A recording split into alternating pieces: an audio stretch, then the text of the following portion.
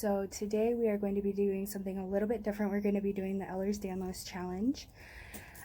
So what this means is there's a list of questions and we're going to go through them and answer most of them. Some of them aren't really relevant to me, so we're skipping out on those ones. The first question is, what type of EDS do you have, or Ehlers-danlos syndrome? I have the hypermobile type, which is, there's no genetic component that they found yet for it. So there's like a tick scale. You get a point for each hand that you can put your thumb to your wrist, which I can do that. If your pinky can go back more than 90 degrees, they test you for both pinkies, and both my pinkies can. Same with the thumbs. Elbows, more than, I think it's like 10 degrees for elbows. And they do look at the same kind of thing with your knees and all your other joints. So yeah, you get a point for basically each joint that you're hypermobile in. The second question is, when was I diagnosed? I was diagnosed in October of 2019. Kind of a follow-up question that went with this one was, how long have you had symptoms? I've had symptoms since I was young, but they weren't as severe. They were nowhere near as severe as they are now. So that's why we really didn't know until I was 21 that I had this condition that was affecting me so much. Next question, comorbidities. Now, I'm working on my diagnosis of comorbidities. They think I have POTS, which is postural orthostatic tachycardic syndrome. And that is just kind of where standing up, sitting down is kind of hard on my body. I have ups and downs, things like that, in my blood pressure and heart rate. So I also am diagnosed with fibromyalgia.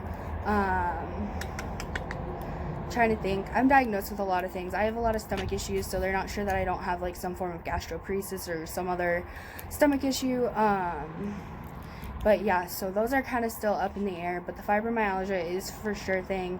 And yeah, they also think I may have sleep apnea, so we are testing for that as well. How hypermobile am I? I am very hypermobile in all my joints. Way more hypermobile than you'd think, especially for someone my size. They can't generally put their foot to their head, you know. Things like that are just abnormal, you know. So I'm very, very hypermobile. That's why it's so easy for my joints to dislocate. Alright, how stretchy am I? I am not very stretchy. My skin is kind of stretchy, like up here. I don't know if you can see that, but like, if you watch Izzy, I think it's Cobalt is how you say her last name. Anyways, she has very stretchy skin compared to mine. Like, mine it stretches, but not as much as hers does. Like, so if you want to see somebody with more stretchy skin, her or Life with Stripes. Mickey from that channel. She has stretchy skin. Well, stretchier than mine. She doesn't consider her skin super stretchy, but mobility aids.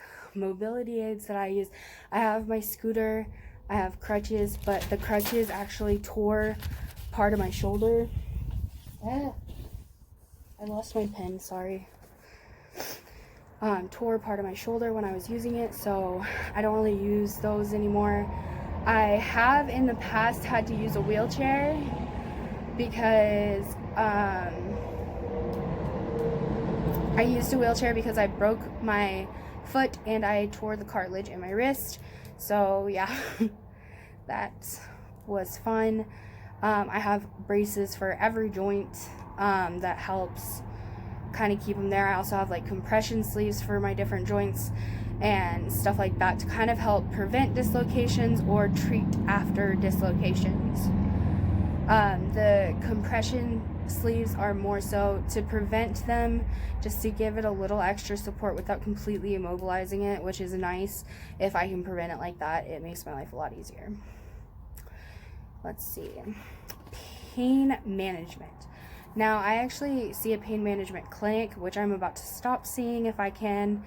But what I do is I have tramadol, there are muscle relaxers, and pain patches. What I mostly use right now are pain patches and the muscle relaxer at night. That's just for at night so that my body has time to kind of heal and actually rest.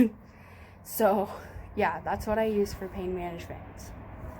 The next question is hospital stays. I have not had a hospital stay because of my Ehlers-danlos. I've had surgeries because of it. I've had to go to the ER a lot because of it. Sorry there, guys. Camera got overheated. So yeah, I've never had an official hospital stay, only ER visits and things like that. What is your normal? My normal is, well, I'm pretty much always in pain, always going to some kind of doctor's appointment. Yeah, that's pretty much what my normal is. Oh, what is a flare? So flare for me means that, like, basically my whole body hurts now, and there's a lot of that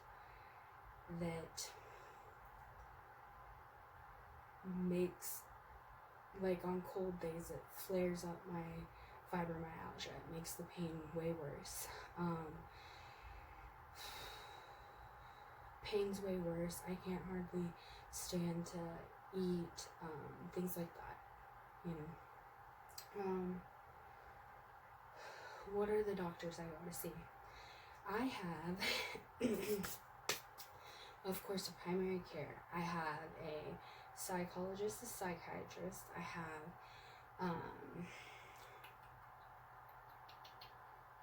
a cardiologist, a gastroenterologist, a geneticist, of course, a rheumatologist, and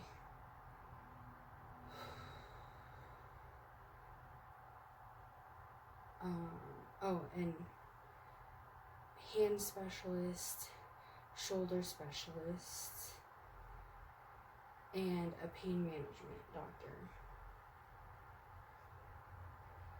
What is my worst experience with a doctor?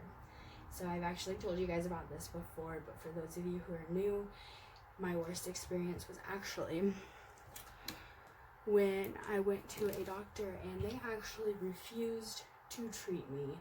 He would not see me at all because of my age, which is discriminatory, but whatever. That was him. He refused to see me. He didn't want to do anything like prescribe physical therapy or anything like that even. He didn't even want to go so far as to, like, basically write that there will be days when there's flares. You know, like, I understood that he didn't want to treat it, like, with narcotics or whatever. But, yeah, he didn't want to do anything at all because of my age. What was my best doctor experience? So I have kind of two, and it's for the same reasons. So my geneticist and also my rheumatologist were very thorough, very kind, talked to me through things, worked out a plan that was very doable, like to get active and do more things and be able to try to work up to things, you know, like they didn't just try to push me off and get me to do something that day, you know, that was like running a mile or something like that, because of course obviously I could use to lose some weight. They didn't like really dwell on that, like they touched on it and they moved on to like the things I was actually there for and stuff like that. So yeah, that was nice. Both of them were both very thorough, they knew what they were talking about. They knew how I needed to be prepared, what I needed to be prepared for that went along with each situation. They were terrific. Am I disabled? yes and no. Because yes, I have disabilities, and this is considered a disability, but am I completely disabled? Not always. Some days it is very debilitating, and I can't get up and go and do things. It is just not a way to get through that. And other days I can use a heating pad for a little bit, or whatever feels good at that moment, take some ibuprofen and move on with my life. But sometimes I can't, and it is pretty debilitating, and can't do my work, can't do school, can't, all sorts of stuff that is what kind of makes it a disability, if that makes sense. My support system, I actually have a pretty good support system. It's a lot of my mom. My mom helps me with everything. She goes with me to doctor's appointments. She goes with me to, anytime I have an accident, she's there. Anytime, just if I need her, she's there. For the most part, there's only been a couple times here lately where she wasn't able to be, but that's because she was way across town, or was nowhere near me. Or she was in Las Vegas one of the times when I got hurt. So yeah, that's really good. What has ADS taken from me? A lot of stuff. I used to be able to play sports a lot, and was very active, and then I just kept injuring myself, and nobody knew why or even really how. And so I lost the ability to do that. I lost the ability to go out a lot. Just a bunch of stuff like that you would do as normal everyday life stuff for someone without an illness was kind of taken, and I didn't really have a choice. Had to learn how to deal with this stuff outside. Anyways, you guys, that's it for the questions that I will be answering. There are more questions. You can look them up. Anyways, thank you for watching. Don't forget to comment, and subscribe, and I will see you guys in the next video. Bye!